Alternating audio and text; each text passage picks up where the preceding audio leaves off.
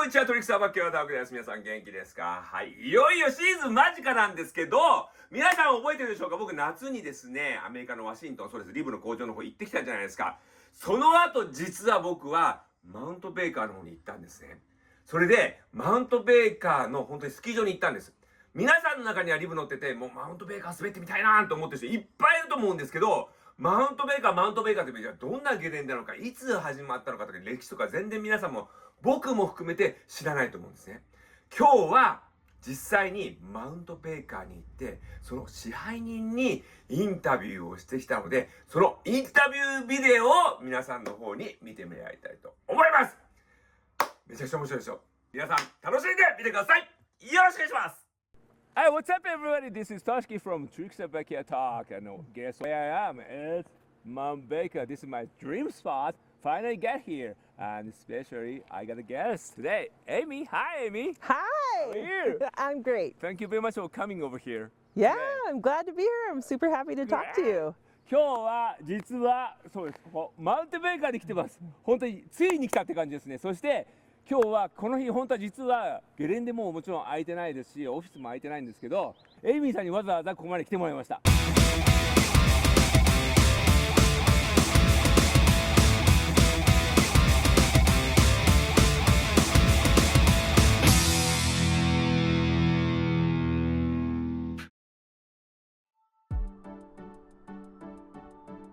I was born and raised here. Okay. Yeah, My dad was the general manager from 1968 to just 2 years ago. Okay. So this has been my life, and I started working here in about 1996. 1996. So Yeah. 27 years? I think longer than that. So, Don't make me do the math. Okay, so, A long time. All right. Yeah. So this is your home, right? This is my home. Okay. So also this is home for the snowboard whole world, I think. It is definitely one of the birthplaces of snowboarding. It is, huh? Yeah. So could you Yeah. please tell me how did you get started in Mt.Baker ski area? It used to be called the Mt.Baker Recreation Okay. Company, and then they officially changed the name to ski area right before snowboarding got started. Oh, really? Oh well, so it's ski area, but of course, snowboarding is a huge part of it here. Right. So the people started coming up here in the late 1800s for mining. Okay, for gold, right? For mining, there was a little bit of gold. It was mainly silver and a few other things. They, developed some trails and donkey trails and stuff up here. In the early 1900s, so like 1920, people started coming up here in the winter time to hike around and play in the snow and to ski. It's almost 100 years ago. Yeah, there was no ski area. Okay. But I have pictures. My grandparents lived in Seattle, and they came up here. I have pictures of them. My grandpa climbed Mount Shuksan in the 1930s, and I have a picture of my grandma, I think standing like right out there in like 1935 on the old wood skis with the big pole baskets. Nice. Yeah. The highway, the Mt.Baker Highway, is a one-way road that goes from Bellingham, and then it stops here. It's not a mountain pass that goes to another place. So this is the end, right? This is the end. Mt.Baker's the end. And in the 1940s, traffic kind of stopped coming up here. There wasn't as much tourism, and the little communities along the way, the little towns, started to die. Oh. Yeah, and so there was a group of businessmen who had grown up in some of the towns along the way, and they wanted to save the highway and save the communities, and that's when they decided to try to start a ski area up here to bring more people, and so that the state would keep the road open. So do you remember the year of that? Well, the company was founded in 1951. So. And then in 1951, that was when the first chairlift was started being built. And that's actually that chair right there, that's chair number 1. Okay, 1951 is the very opening of the Mt.Baker ski area. It didn't open until 1953. Oh, okay. It took them 2 years to get the money and to build the chair. Okay. And then 1953 was the year when the first skiers rode the chairlifts at Mt.Baker. 1953. Yeah. Wow, it's a long time. It's a long time. Yeah. So over 50 years. Now 70 years. It is 70 years. Yeah. Yeah. More than 70 years. 70 years. Right. Yeah. Yeah. はい、ということで、このマウントベーカースキーエリアがオープンしたのは実は1953年ということです。だから今2025年なんで、もう70年以上の歴史があるっていうことなんですね。それで次に、じゃあ誰がこのマウントベーカースキーエリアをやってるかってことを聞いてみたいと思います。So, Amy, I got a question. Who is behind the operation over here? Well, it has been our family for many years. That's right. Yeah. I know that. Yeah. So my dad moved over here in 1968. Yep. He was only 24 years old, and he got the general manager job. And there were only 3 chairlifts when he started. And three chairlifts and just this one upper base area. And over 56 years, however many years, again, don't make me do the math. He expanded it, so now we have 8 chairlifts. We have another base area. Yeah, so bigger and bigger. But and then I started working here in '96. I work in marketing and events. And then my sister started in marketing. She was the vice president for quite a few years and has been really involved in the bank slalom and special projects. And there's been so much growth in the last 10, 15 years that we have really, like the ski area, we've consciously tried to find the balance between, we're not a not-for-profit organization, like we have to make money, to be sustainable and to stay open, to pay our employees a living wage, to, make sure the facilities and the chairlifts and everything are in really good condition. And so we try to find the balance between that, but also not developing into a big resort. It's like this. No, yeah, and also keeping it, the locals for so many years are what kept the ski area alive. It's really difficult to find the balance, and so every year we have a lot of conversations about trying to keep it sustainable, trying to make money, we are one of the things we say is we're fiercely independent. We don't want to sell to Vail.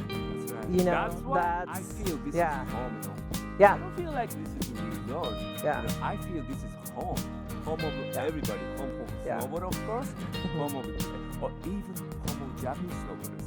Yeah. That way. Yeah. It's good. It is, and like I said, like we put a lot of effort and thought into keeping it, feeling like home. You need to experience it. Even I'm staying in Japan, I still can feel it. Mt.Baker is different from the other resort. So many people, you don't believe it. Many Japanese kids won't come over here. Someday, I gotta go to Mt.Baker. I gotta go to Mt.Baker. Everybody feels that. We'd love to have you come. Come on over. That's nice. Okay. はい、じゃあ次はですね、ここはもうマウントベーカーなんで、僕たちスノーボーダーにとってマウントベーカーって言ったらもちろんいろんなね、ジェイミーとかも有名なんですけど、今では一番有名なのは多分マウントベーカーバンクドスラロームってことだと思うんですよ。ね、マウントベーカーバンクドスラローム、日本では天神平バンクドスラロームがここつながってますけど、このバンクドスラロームがどうやって始まったかっていうことにちょっとついて聞いてみたいと思います。So, Amy, I got a question about Banked Slalom, legendary Banked Slalom. Okay. So, how did you get started? And how many times until this year? Well, the very first bank slalom was in 1985. 1985. It's a long time ago. It's a long time. And we have missed a couple of years. I think we had to miss 1 year because of COVID and 2 years because of not enough snow, low snow conditions. So I think next year is going to be the 37th. 37th, yeah. Long time. I know. Well, first of all, the history of snowboarding at Mt.Baker, we never did not allow snowboarding. we always allowed snowboarding from the beginning. from the very beginning. There, yeah. That's my dad. My dad is he's kind of a crazy athlete guy. He loves trying new things. Oh, that's good. Yeah, and so when there were actually a couple of our lift operators, Carter too. Yeah. And they were he and his buddy Eric Janko were lift operators for us at the time, and they were like, "Oh, Duncan, you got to try this new sport. It's amazing." And so they were kind of the ones who first were like, "Come on, you got to try it." There were very few ski areas that allowed snowboarding. I think that Bob Barcy, the bicycle factory, he was selling snowboards, and he had heard, of course, being from the Northwest, that Mt.Baker allowed snowboarding. Yep. Super into it. And so he talked to Tom Sims, because he was selling Sims snowboards, and said, "You should come up, because I think they'll let you have a contest up there." And so they got a hold of my dad. My dad said, "Sure, come on up," So that was Bob Barcy, Tom Sims came up. I think they're the ones who set the course. And Tom Sims gave 2 snowboards to my dad as like appreciation. So they had the very first one. And there were, I think there were 17 people, but the names of the start list are pretty awesome. I think Craig Kelly was in Wow, there. here it comes. Yeah, Sean Palmer, and Tom Sims, of course. He won. Yeah, he's a god. Yeah, totally. And I remember riding up the chair and watching it. I was on my skis, I was 13, and watching these guys go down the banks. I was like, "That's it! That's what I want to do!" Yeah. So my dad and I actually, he took the one snowboard, I took the other, and we learned to snowboard together. So for me, even I'm in Japan, Mt.Baker legendary bank storm has a very big meaning. So how does it even mean to you? Well, to me personally, it holds such a big place in our lives, because now I was a pro snowboarder for a few years, and I got to travel around and meet a bunch of people, and we are still very close friends with like Pete and Mike out at Mervyn. And so this is the bank slalom is the time that, even though now we live in one place, but it's the time of year where it's like a big reunion for us, where we get to see all the people that we've known for 30 some years, the people we've met just a few years ago. It's a lot of work. Putting the bank slalom together is a lot of work. Running a ski area is a lot of work. And that's the time of year when we see all these people come, and the locals too, who we have a lot of locals who race, and just the feeling of community, camaraderie, the love that we see people have for the sport, for this place, for each other is just like, it fills my cup. It fills my cup every year. In Japan, there is another bank slalom over there. It's called Tenjin-Daira bank slalom. Tenjin-Daira bank slalom and Mt.Baker legendary bank slalom is kind of connected. Right? Yeah, for years. Maybe American people doesn't know about Tenjin-Daira bank slalom, but if we get first place over there, we can come over here. So for us, Japanese people, we always dream about, I want to participate in Mt.Baker bank slalom. So as you said, it's same as me. Mt.Baker legendary bank slalom is kind of a very dream spot. It's very, it's big. It's big. Mt.Baker legendary. Legendary. Legendary is a big meaning. Like even in Japan, legendary is only one place, Here, Mt.Baker. There, Tenjin-Daira. It's a legendary. So nice. Right. Next question. Mt.Baker is a kind of a huge part of the Northwest snowboard culture. And everything, like Canada, like there's a lot of big resort. Whistler, Lacombe is also a big one. We feel there's a resort. But here, Mt.Baker, we don't feel like a resort. It's a home. It feels a home. How do you think that way? I think that has definitely evolved over the years. I think a huge part of that for snowboarding culture is the fact that we have always allowed snowboarding. And because we always allowed snowboarding, we had the earliest snowboarders, start here. And then in combination with the fact that we get the most snowfall on average Okay. of any ski area in the world. Okay. Yeah. And for, especially like in the early years of snowboarding, like skis, it was actually really, really challenging to ski in Mt.Baker snow. The skis were narrow, they were long, they were heavy, they weren't good in like, you know, deep, heavy snow. Yeah. And you got on a snowboard, and especially like the early snowboards, like it felt like you were surfing. Oh, that's right. It was so nice. Yeah. You know? And then Mt.Baker has our terrain is, there's a lot of really steep terrain. Nice. That's nice. Yeah, and then we also, the way that we have developed our runs, we don't just cut like, you know, like clear cut. You know, there's a couple of them, but we tend to like kind of develop the runs more organically, and kind of it's much more natural, feels a lot more natural terrain. And all of that, so good on a snowboard. Especially, you know, our powder's generally pretty heavy, but it's super fun on a snowboard. That's right. So we had the terrain, we had the openness to the ski area, we had all, you know, the very first snowboarders, you know, Craig Kelly, I don't know if you've heard about the MBHC, Mt.Baker Hardcore, you know, and they all started up here. Yeah. My first day snowboarding was in the pouring down rain. You know, and that's where the hardcore came from. All those guys were always out in just like the gnarliest conditions. It can get really gnarly. That's the one thing I always worry about when people are like, I came here from Japan or I came here from, you know, Europe. It's like, oh, I hope the weather's okay for you know. You know, for the snowboarders, worse weather, the better. Yeah, exactly. Yeah. And the people who are working the ski area and run the ski area, I mean, so many of us are snowboarders, have been snowboarders. I feel that we have always made it clear through like our projects and everything we do that the mountain is about skiing and snowboarding. It's not about real estate. Okay. It's not about selling condos. Right. You know, That's it's good. about I like it. skiing and snowboarding. You guys have a history, and also I think Mt.Baker family operated. Yeah. That makes feel like home over here. Yeah, it really does. Our part of the community, you know, like our family, all of our employees are, you know, deeply rooted in the local area, in the community. And everything that we do, everything we build up here, like we hire local artists. Yeah, that's good. You know, we hire local people to, you know, build our stone fireplaces and work on all of these projects. And I think a lot of people feel like they've helped build the ski area. So, okay, for example, if I go at a resort, every year I go, I met every single person is different. This year I met him. Next year I met her.